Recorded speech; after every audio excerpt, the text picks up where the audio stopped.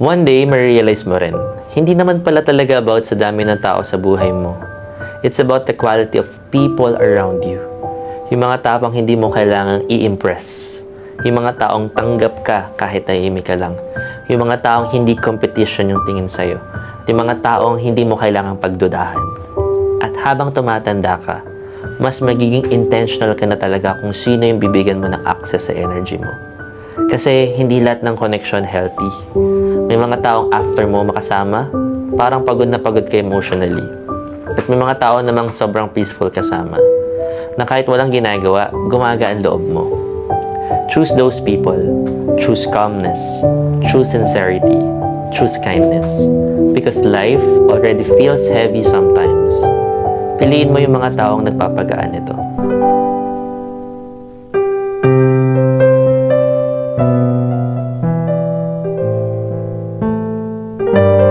So, ayun guys, tinanggalan ko na ng kapal. Ito, matitira ko kasi pangharang yan. Ito na yung tinanggal ko. Ginunting ko lang siya. Ganto niya, hindi ko na tinanggal at pwede itong pangkapit. Kung may lalagay ako dito. Karton lang pala to dito. Dati may ilaw to eh. Ayan. Kasi ito ipapalit natin. Ano lang to guys? Water repellent. Waterproof. Kabit natin yan guys. Sabangan nyo. Hi guys, ito na at nagawa na natin ang ating ginagawang tabon. Ito. Cover sa ating e-bike kasi sira na po yung plastic na pangtabo namin dito.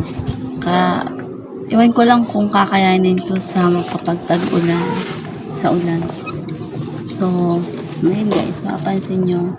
Hindi ko alam kung anong gagawin pa dito kasi maganda sana kung nakaganyan din siya, open air. Ganyan yung kaligatin. Ganyan, parang ganyan siya guys. Parang lalagyan mo siya ng ano dito. So, okay. Tapos ito nakaganyan din. Ganyan yan siya. Yun na ito ba? Yun na guys.